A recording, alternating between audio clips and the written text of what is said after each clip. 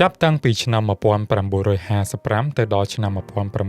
1975វៀតណាមបានធ្លាក់ចូលទៅក្នុងភ្នក់ភ្លើងសង្គ្រាមស៊ីវិលដ៏រ៉ាំរ៉ៃមួយនៅអាស៊ីអាគ្នេយ៍មនុស្សប្រមាណជា4លាននាក់បានបាត់បង់អាយុជីវិតជនភៀសខ្លួនរាប់សិបលាននាក់បានជិះទូកភៀសខ្លួនចេញពីសង្គ្រាមវៀតណាមហើយសង្គ្រាមនេះក៏បានប៉ះពាល់ទៅដល់ប្រទេសកម្ពុជានិងប្រទេសឡាវផងដែរចុងក្រោយសង្គ្រាមនេះក៏ត្រូវបានបិទបញ្ចប់ដោយសារតែអាមេរិកបានសម្រេចចិត្តដកកងទ័ពចេញពីវៀតណាមខាងត្បូងកងទ័ពវៀតណាមខាងជើងបានយកជ័យជំនះក្រោយពីបានចូលទៅកាន់កាប់ទីក្រុងសៃហ្គនឬក៏ទីក្រុងហូជីមិញសង្គ្រាមយ៉ាងសន្ធោសន្ធៅនេះបានធ្វើឲ្យសេដ្ឋកិច្ចវៀតណាមធ្លាក់មកដល់ចំណុចសូន្យហេដ្ឋារចនាសម្ព័ន្ធមួយភាគធំនៅក្នុងប្រទេសបានក្លាយជាកំណោអេតចាយដីកសិកម្មប្រមាណជា3លានហិកតាបានក្លាយជាដីអត់ប្រយោជន៍ដោយសារតែអាមេរិកបានប្រើអាវុធគីមីកត្តាទាំងអស់នេះបានបន្សល់ទុកឲ្យវៀតណាមក្លាយជាប្រទេសដែលក្រីក្រមួយនៅក្នុងពិភពលោកសហរដ្ឋអាមេរិកបានកាត់ផ្តាច់វៀតណាមចេញពីពាណិជ្ជកម្មអន្តរជាតិហាមឃាត់មិនឲ្យវៀតណាមចូលជាសមាជិកមូលនិធិរូបិយប័ណ្ណអន្តរជាតិ IMF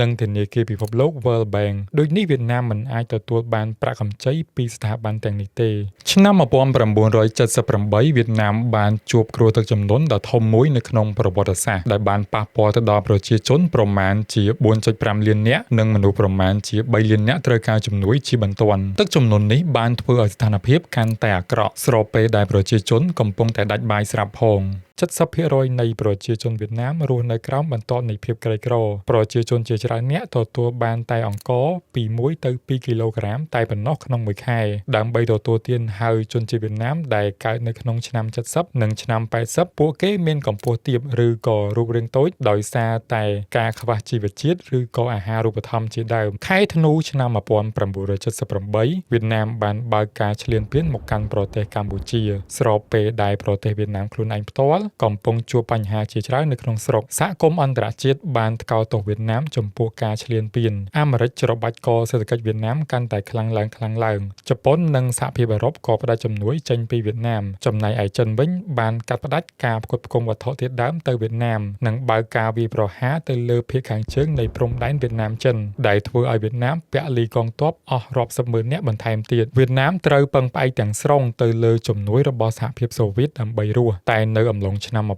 1980ជំនួយរបស់សូវៀតក៏ចាប់ផ្ដើមស្ងួតពីព្រោះសេដ្ឋកិច្ចរបស់សហភាពសូវៀតបានចាប់ផ្ដើមបរាជ័យនិងចុះខ្សោយម្ដងបន្តិច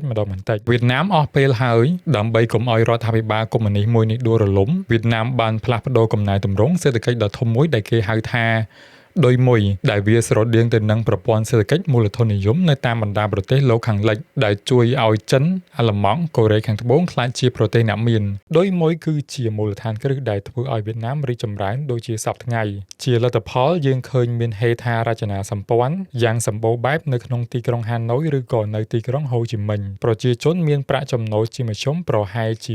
$5,000នៅក្នុងមួយឆ្នាំវៀតណាមបានផ្លាស់ប្ដូរពីប្រទេសដែលខ្ទេចខ្ទាំដោយសារតែសង្គ្រាមទៅជារោងចក្ររបស់ពិភពលោកយ៉ាងសំខាន់មួយនិងព្យាយាមប្រើប្រាស់បច្ចេកវិទ្យាទំនើបក្នុងការដំណើរការរោងចក្រទាំងនេះវៀតណាមជាប្រទេសកុម្មុយនីសដោយនេះវៀតណាមអនុវត្តការធ្វើស្រែចម្ការជាលក្ខណៈប្រមូលផ្ដុំគ្នាតាមបែបសហគមន៍ដែលធ្វើឲ្យមនុស្សគ្មានទឹកចិត្តធ្វើកសិកម្មដោយនេះវាបានធ្វើឲ្យប្រព័ន្ធកុម្មុយនីសនេះបរាជ័យនិងធ្វើឲ្យវៀតណាមប្រឈមមុខនឹងការកង្វះស្បៀងអាហារតាមរយៈកម្មវិធីដោយមួយក្រោយមកវៀតណាមបានសម្រេចចិត្តដកប្រព័ន្ធដែលបរាជ័យនេះចេញដោយបានសម្រេចឲ្យប្រជាជនវៀតណាមនីមួយទទួលដីជួលពីរដ្ឋជារយៈពេលវែងនិងអាចលក់ទិន្នផលទាំងប៉ុន្មានទុកជាប្រាក់ចំណូលផ្ទាល់ខ្លួនដែលនេះធ្វើឲ្យវៀតណាមដែលធ្លាប់ជាប្រទេសអត់ឃ្លានទៅជាប្រទេសមួយដែលនាំចេញអង្ករច្រើនជាងគេមួយនៅក្នុងពិភពលោកតាមរយៈដោយមួយនេះកសិករម្ចាស់អាជីវកម្មឬក៏ក្រុមហ៊ុនឯកជនអាចរកប្រាក់ចំណេញរបស់ពួកគេជាជាងប្រគល់អ្វីគ្រប់យ៉ាងទៅជាសម្បត្តិរដ្ឋមុនឆ្នាំ1986វៀតណាមផ្ដោតខ្លាំងទៅលើឧស្សាហកម្មធុនធ្ងន់ដូចជាផលិតដែកឬក៏រោងចក្រគីមីដែលធ្វើឲ្យវៀតណាមខ្វះខាតរបស់ប្រើប្រាស់ជាប្រចាំថ្ងៃក្រោយឆ្នាំ86នៅពេលដែលដោយមួយបានដាក់ចេញវៀតណាមបានផ្ដោតសំខាន់ទៅលើឧស្សាហកម្មធុនស្រាលដូចជាផលិតផលសម្លៀកបំពាក់សាប៊ូកង់ជាដើមដែលវាអាចបំពេញតម្រូវការនៅក្នុងស្រុកបានឆ្នាំ1995ទំនាក់ទំនងរវាងអាមេរិកនិងវៀតណាមចាប់ផ្ដើមល្អប្រសើរឡើងវិញ Today I am announcing the normalization of diplomatic relationships with Vietnam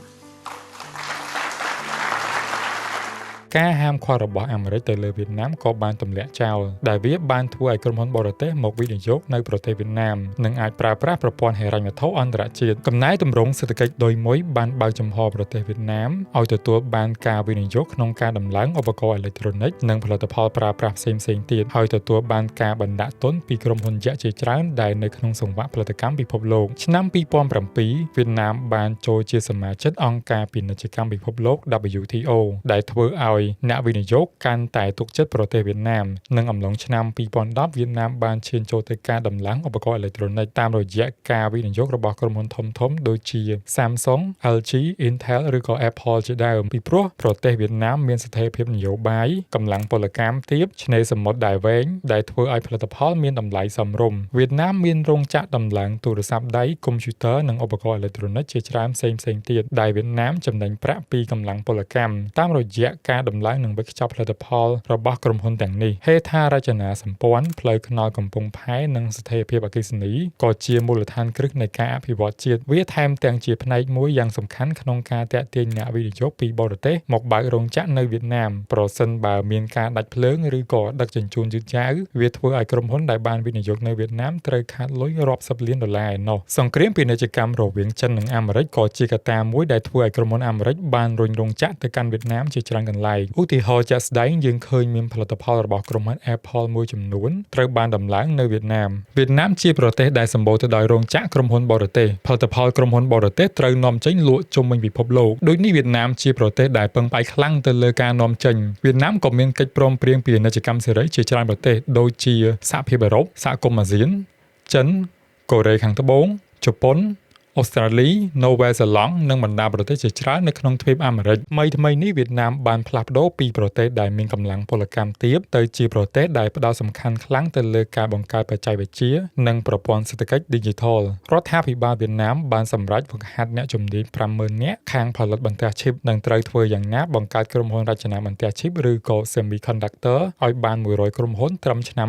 2030ក្រុមហ៊ុន VinFast ដែលជាក្រុមហ៊ុនផលិតរថយន្តអគ្គិសនីរបស់វៀតណាមទទួលបានចំណាប់អារម្មណ៍ជុំវិញពិភពលោកទោះបីជាក្រុមហ៊ុននេះពិបាកប្រកួតប្រជែងជាមួយនឹងទីផ្សារនៅអាមេរិកឬក៏នៅខាងអឺរ៉ុបតែឡាន VinFast ជាតំណាងឲ្យរបបគំហើញរបស់ប្រទេសវៀតណាមដែលឡាន VinFast នេះបានឈរជើងយ៉ាងរឹងមាំនៅក្នុងទីផ្សារវៀតណាមខ្លួនឯងផ្ទាល់ទេសចរវៀតណាមក៏ជាផ្នែកមួយអភិវឌ្ឍប្រទេសវៀតណាមផងដែរដែលមានទំហំប្រមាណជា 9% នៃសេដ្ឋកិច្ចវៀតណាមភ្ញៀវទេសចរមកលេងប្រទេសវៀតណាមមានប្រមាណជា21លាននាក់ដែលពួកគេមកទស្សនាកោះត្រល់ឆ្នេរហាឡុងទីក្រុងហូជីមិញឬក៏ទីក្រុងហាណូយជាដើមវៀតណាមបានកែសម្រួលរចនាសម្ព័ន្ធរដ្ឋាភិបាលឲ្យតូចជាងមុនតាមរយៈការរំលាយក្រសួងចូលគ្នាពី18ក្រសួងទៅ14ក្រសួងនៅដើមឆ្នាំ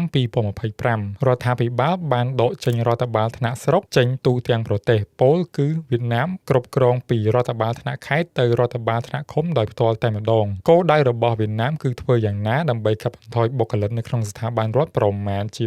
20% ដែលវាជួយឲ្យវៀតណាមសន្សំកញ្ចប់ថវិកាជាតិនិងងាយស្រួលអនុវត្តគោលនយោបាយជាតិជនជាតិវៀតណាមកាន់តែទទួលបានការអប់រំខ្ពស់ដោយនៅក្នុងឆ្នាំ2022វៀតណាមបានទទួលចំណាត់ថ្នាក់លេខ31នៅក្នុងពិភពលោកក្នុងការប្រកួតប្រជែងតេស្តអន្តរជាតិ PISA នៅក្នុងវិញ្ញាសាគណិតវិទ្យាហើយនៅក្នុងឆ្នាំ2026នេះតួលេខខ្ពស់ជាង 95% នៃប្រជាជនវៀតណាមអាចអាននិងសរសេរបានឆ្នាំ2025សេដ្ឋកិច្ចវៀតណាមមានកំណើនរហូតដល់ 8%ទំហំសេដ្ឋកិច្ចជាប់លេខ5នៅក្នុងអាស៊ាននិងលេខ32នៅក្នុងពិភពលោកសេដ្ឋកិច្ចវៀតណាមត្រូវបានកាសាជប៉ុននិកាយអេស៊ីនិងមូលនិធិរូបិយប័ណ្ណអន្តរជាតិ IMF បានព្យាករណ៍ថានឹងស៊ីដាច់ប្រទេសថៃនៅឆ្នាំ2026ឬក៏ឆ្នាំ2027នេះដោយសារតែប្រទេសថៃមានប្រជាជនជំពាក់បំណុលនិងប្រជាជនមានវ័យចំណាស់កាន់តែច្រើនឡើងស្របពេលដែលប្រជាជនវៀតណាមវ័យក្មេងជាច្រើនដែលពួកគេមានកម្លាំងធ្វើការក្នុងការទ្រទ្រង់សេដ្ឋកិច្ចជាតិការរីកចម្រើនរបស់វៀតណាមគឺជារឿងដែលមនុស្សជាច្រើននឹកស្មានមិនដល់ពីប្រទេសដែលខ្ទេចខ្ទាំដោយសារតែសង្គ្រាមទៅជាប្រទេសដែលមានសេដ្ឋកិច្ចលូតលាស់យ៉ាងរហ័សមួយនៅក្នុងអាស៊ីអាគ្នេយ៍វៀតណាមនឹងវាយដាច់ទំហំសេដ្ឋកិច្ចប្រទេសហ្វីលីពីននិងប្រទេសថៃឆាប់ៗនេះតែវៀតណាមក៏ត្រូវពឹងផ្អែកយ៉ាងខ្លាំងទៅលើក្រុមហ៊ុនបរទេសដែលតម្រូវឲ្យវៀតណាមលេងល្បែងការទូតជាមួយនឹងប្រទេសមហាអំណាចធំៗយ៉ាងប្រថុយប្រថានវៀតណាមបានបង្ហាញថាប្រទេសមួយដែលកើតចេញពីសង្គ្រាមការបាត់បង់និងភាពក្រីក្រក៏អាចអភិវឌ្ឍប្រទេសឲ្យបានជឿនលឿនផងដែរ តាមរយៈកំណែតម្រង់គោលនយោបាយនិងការបើកទ្វារចំហទៅកាន់ពិភពលោកតែវិញ្ញាសាដ៏សែនលំបាកសម្រាប់វៀតណាមក្នុងការបន្តភាពរីកចម្រើនតើវៀតណាមអាចបំលែងខ្លួនចេញពីកម្មកររបស់រោងចក្រក្រុមហ៊ុនបរទេសទៅជាអ្នកបង្កើតបច្ចេកវិទ្យាបានដែរឬទេនៅក្នុងប្រមាណទសវត្សរ៍ខាងមុខនេះ